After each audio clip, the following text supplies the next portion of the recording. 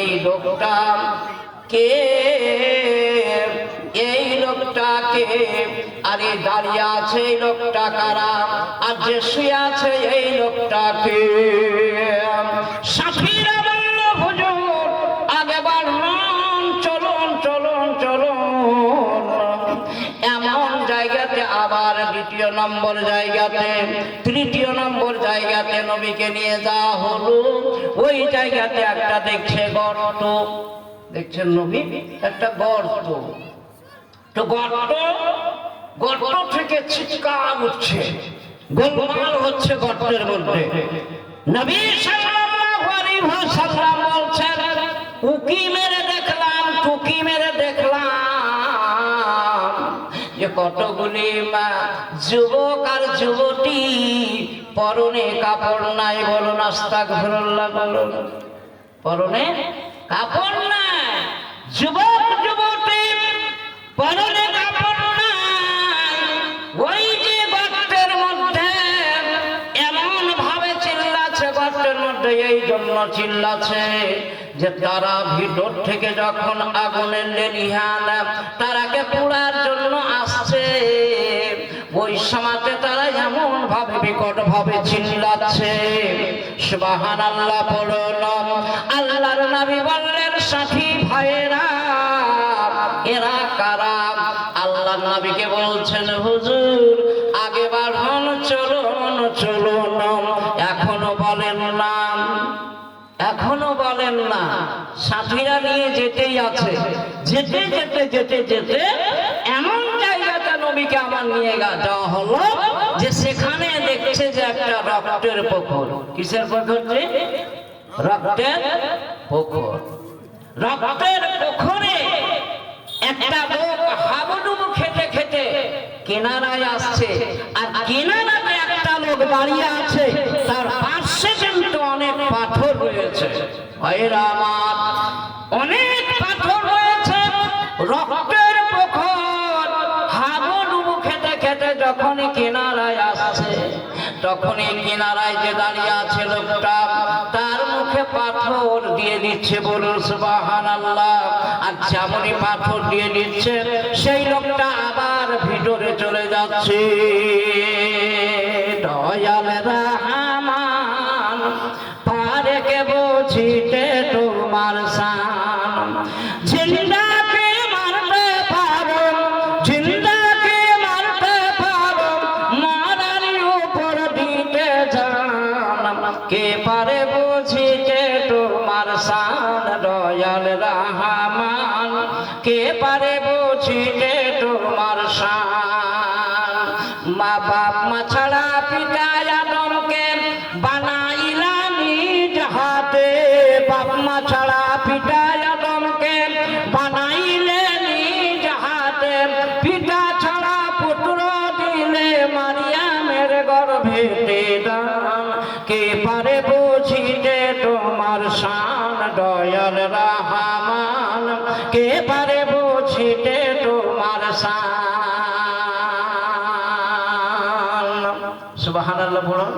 ভাইরা আমার, নবীকে কোন জায়গাতে নিয়ে গেছে? ওই যে পাথর, রক্তের পুকুর। একটা লোক চলে আসছে হা করে, তার কিনারাতে একটা লোক আছে পাথর নিয়ে, তার মুখে পাথর দিয়ে দিচ্ছে, আবার লোকটা ভিতরে চলে যাচ্ছে। আল্লাহর নবী বললেন, সুবহানাল্লাহ। এ আমার সাথী ভাইরা, এরা কারা? এরা কে? আল্লাহর নবী বললেন, যেমন সাথীরা বলছেন, হুজুর চলুন আগে বাড়ুন। এমন জায়গাতে নবীকে নিয়ে যাওয়া হলো। একটা লোক একবারে কালো, একবারে হাড়ির যেমন আপনার কালি হয়, ওরকম ভাবে কালো একটা লোক আগুন জ্বালাতে আছে, আর আগুনের চারিদিকে সে দৌড় মারতে আছে। আল্লাহর নবী বললেন, ও আমার সাথী ভাইরা, এরা কারা? আল্লাহর নবীকে বলছেন, চলুন আগে বাড়ুন। এমন জায়গাতে নবীকে নিয়ে যাওয়া হলো। ভালো করে বুঝবেন, এমন জায়গাতে, এমন একটা বাগিচাতে, এমন একটা সুন্দর বাগিচাতে নবীকে নিয়ে যাওয়া হলো। সেখানে যেন সুন্দর, দুনিয়াতে ওরকম বাগিচা নেই, কিন্তু ওখানে একটা লোক আছে। সুবহানাল্লাহ বলুন। ওখানে একটা লোক, তো লোকটা চারিপাশে ছোট ছোট ছোট ছোট নাবালক ছেলেরা মানে খেলাধুলা করছে। আল্লাহ নবী বললেন এরা কারা? নবীকে বললেন হুজুর চলুন আগে বলুন। আর একটা এমন জায়গাতে নিয়ে যাওয়া হলো, সোনার বাগান। আলহামদুলিল্লাহ পড়বেন না? সোনার বাগান, সোনার বাগান। এ ভাই আমার, জান্নাত দিবে তো? জান্নাত দিতে গেলে দোয়া কি করবে? আল্লাহুম্মা ইন্নী আশহাদুকাল জান্নাতাল ফিরদাউস। আর জাহান্নাম থেকে যখন পানা মাইবা, আল্লাহুম্মা আজিরনি মিনান নার। কয়বার বলবে? 7 বার। কখন বলতে হবে? কখন বলতে হবে? সব সময় বলতে পারো, কিন্তু নির্ধারিত এগুলো হলো এক শ্রেণী দোয়া। বুঝতে পারছেন? এগুলো হচ্ছে এক শ্রেণী দোয়া।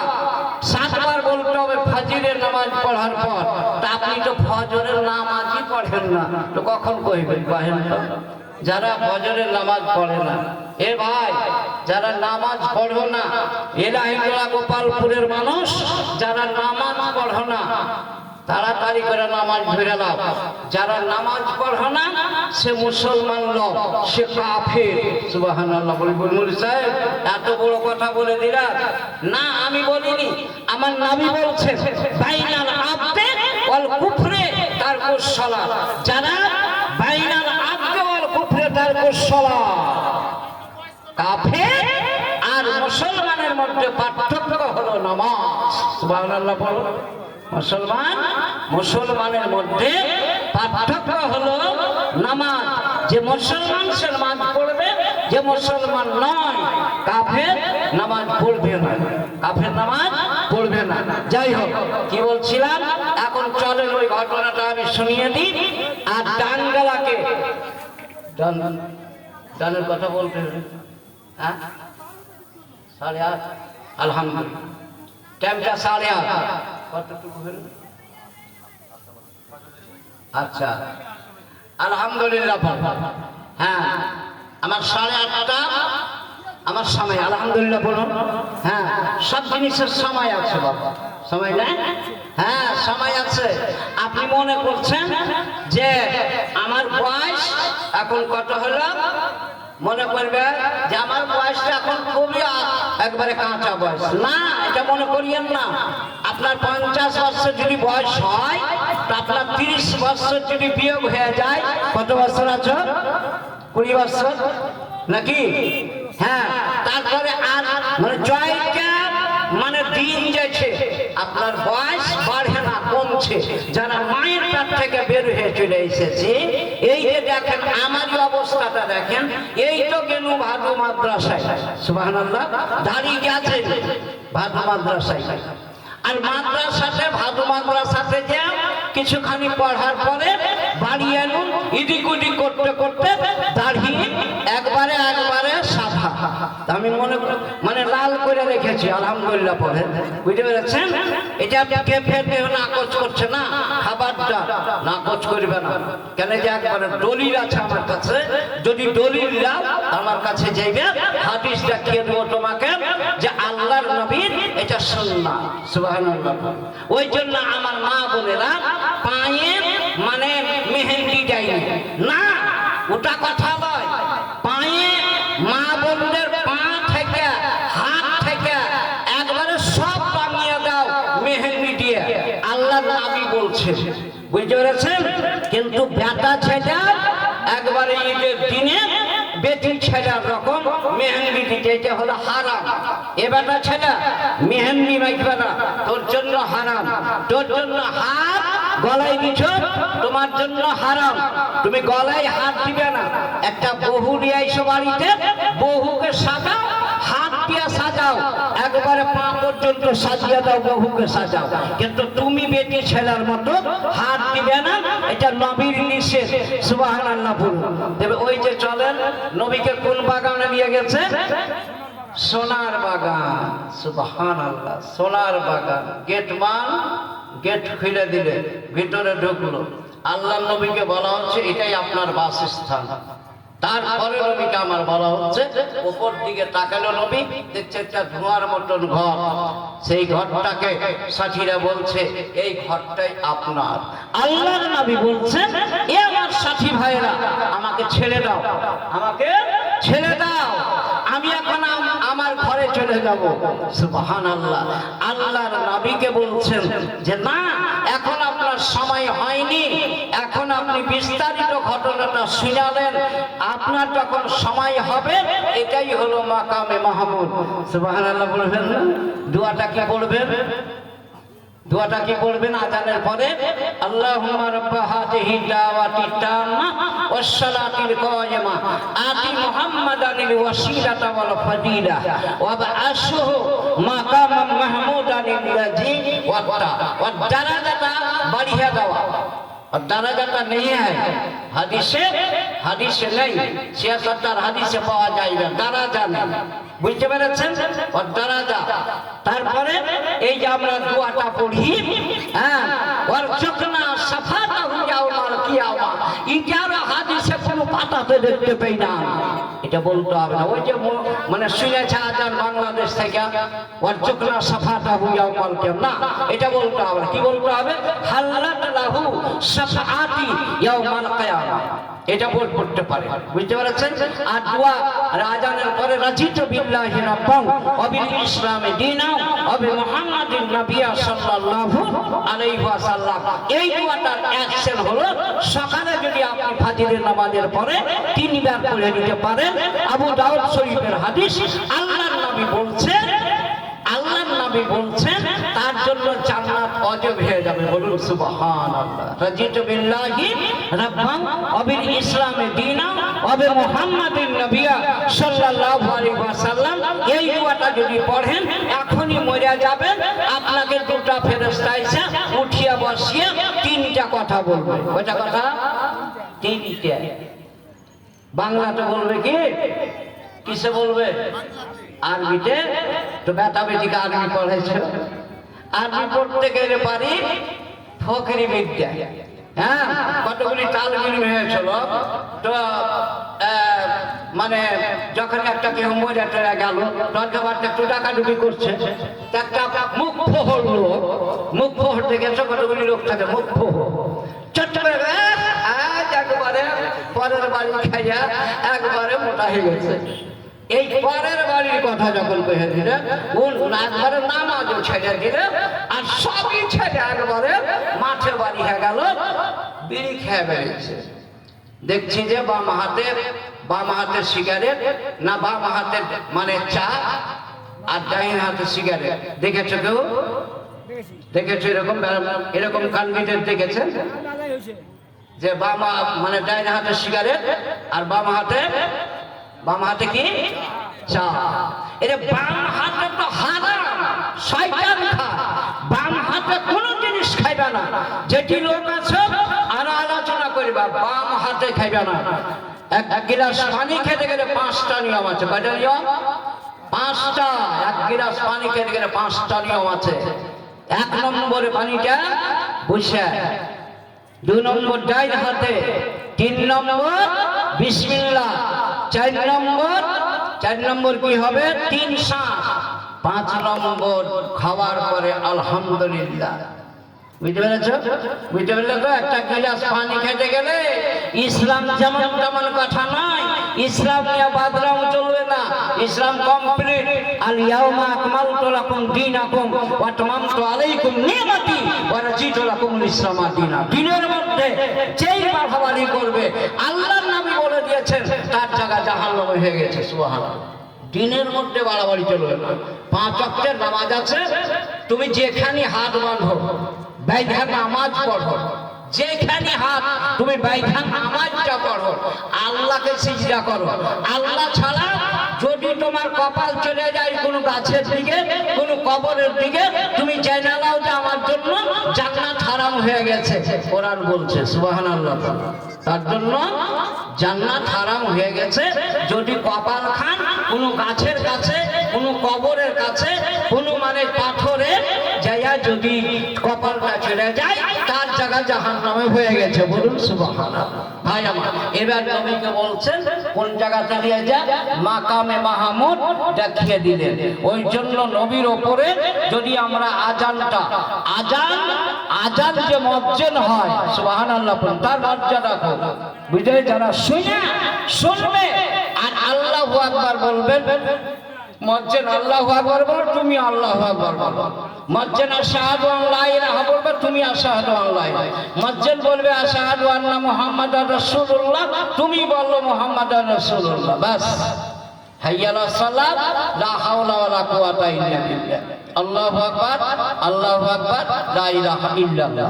তুমিও বলো আর দোয়াটা পড়ে হালাও, আল্লাহুম্মা রাব্বা হাযিহি দাওয়াতি তাম্মা ওয়াস সালাতিল কায়িমা আতি মুহাম্মাদানিল ওয়াসিলাতা ওয়াল ফাদিলা ওয়া আশমা কামা মাহমুদানিল জিওয়াত্তা। আল্লাহ পাক তোমাকে সুপারিশ করে জান্নাতে নিয়ে যাবে। বলুন সুবহানাল্লাহ। কি বলছে? ওই যে আল্লাহর নবী সোনার বাগানে চলে গেছে, বাসস্থান, নিজের ঘর দেখে দিল নবী, স্বপ্নে দেখছে। এবার নবীকে আমার বলছেন, হুজুর এই যে মজার কথা খালি এতক্ষণ এলো, ভালো করে শুনে নাও। আজ থেকে একবারে কান ধরে উঠবো ইনশাআল্লাহ। আমি আজই কান ধরে, আজ থেকে কান ধরে উঠবো, কান ধরে উঠবো যে কোনো দিন যেন এই কাজগুলো আমরা না করি। বলুন সুবহানাল্লাহ। আল্লাহর নবীকে বলছেন, হুজুর ওই যে আপনি এক নম্বরে রেখেছেন যেই লোকটা পড়েছিল, লম্বা হয়ে মাটির উপরে পড়েছিল, আর একটা লোক তার মাথাকে পাথর দিয়া চূর্ণ বিচ্ছিন্ন করছিল। হুজুর ওই লোকটা কোরআন পড়া, কোরআন ছেড়ে দিয়েছিল, নামাজ পড়তক না, কোরআনও পড়তক না, নামাজও পড়তক না, কোরআনও পড়তক না, নামাজও পড়তক না, কোরআনও পড়তক না। কোরআন পড়ে ছেড়ে দেওয়ার জন্য তার মাথাটাকে চূর্ণ বিচ্ছিন্ন করছে।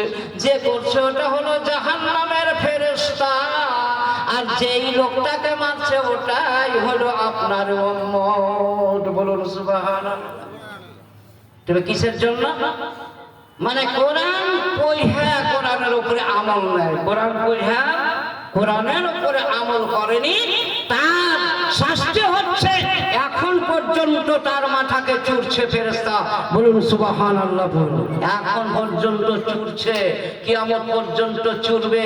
1400 বছর আগে আমার নবী বলে গেছেন সুবহানাল্লাহ। বলুন যে ওই লোকটা মাথাকে চূর্ণ বিচ্ছিন্ন করছে এই জন্য যে লোকটা কোরআন পড়ার পরে কোরআন তো পড়তো কিনা কিন্তু নামাজও পড়তো না, ওই জন্য তার মাথাকে চূর্ণ বিচ্ছিন্ন করা হচ্ছে। হুজুর 2 নম্বরে আপনি দেখেছেন, 2 নম্বরে আপনি দেখেছেন কি যে একটা লোক চিত হইয়া পড়েছিল একটা লোকের হাতে, একটা লোকের হাতে। যে লোকটা দাঁড়িয়ে ছিল ওই লোকটার হাতে ছিল লোহার আকড়া, আর এই ডাঙ্গালটাকে ফেরে ফেরে একবারে চিটকে চিটকে পিছন দিকে নিয়ে চলে যেত। আর যখনই ডাঙ্গাল ছিঁড়া হয়ে গেল, আবার বামগালটাকে যেমনই চিটতে আরম্ভ করেছে তেমনি ডাঙ্গালটা ভালো হয়ে যেত। হুজুর ওই লোকটা ছিল ঝুঠার বাজার গরম করে রাখতো, ওই লোকটা ঝুঠা কথা বলতো। সুবহানাল্লাহ বলবেন না? খবরদার, ঝুঠা কথা কইতে গেলি মৌলবি হোক নি মাওলানা হোক, ঝুঠা কইতে গেলি মুনাফিক হয়ে গেল। আর মুনাফিকের জায়গা আল্লাহ, ইন্নাল মুনাফিকিনা ফি দারকিল আসফালি মিনান নার। মুনাফিকের জায়গা, মুনাফিকের আলামত হলো 3টা। কটা? মুনাফিকের আলামত কটা? 3টা। ভালো করে মনে রাখ, মুনাফিকের আলামত 3টা। 1 নম্বরে মুনাফিক ঝুঠা কথা বলতে গেলে মুনাফিক হয়ে যায়। 2 নম্বর হলো ওয়াদা খেলাপ করা, ওয়াদা খেলাপ করবে না। যার যে টাকা পাবে তার কাছে আপনি ওয়াদা করেছেন যে আপনাকে এত 2 মাসের পর ভাই দিয়ে দিব টাকাটা, আপনি জমাইতে পারলেন না, চট করে একদিন আগে যাইয়া তার কাছে সারেন্ডার হয়ে যা, ভাই মানে টাকাটা জুটাতে পারিনি ভাই, আর কিছুদিন টাইম দাও, তবে মুনাফিক হবে না। আর যদি তুমি বাড়িতে বসে থেকে যাও পরের টাকা দিয়ে, আর যদি ওয়াদা খেলাপ করে দিলে মুনাফিক হয়ে গেছে। সুবহানাল্লাহ বলুন। আর 3 নম্বর মুনাফিকের আলামত হলো যে এই যে টাকা আমানত, যদি কোনো মানুষ গরিব মানুষ 10-10টা টাকা রাখতে দিয়েছে যে বাবা এই টাকাটি আমার রাখো, আমার প্রয়োজন যখন হবে তোমার কাছে চাইবে তখন বাপু দিয়ে দিও, এই যে কিছুদিন পর টাকা নাকচ করে নেওয়া, এটা হলো আমানতের খিয়ানত করা। এই 3টা জিনিস যদি কোনো মাওলানা হোক, মুলবি হোক, মাস্টার হোক, ডাক্তার হোক, বড় মানুষ হোক, ছোট মানুষ হোক, যেই হোক মুনাফিক হয়ে গেল। সুবহানাল্লাহ বলুন।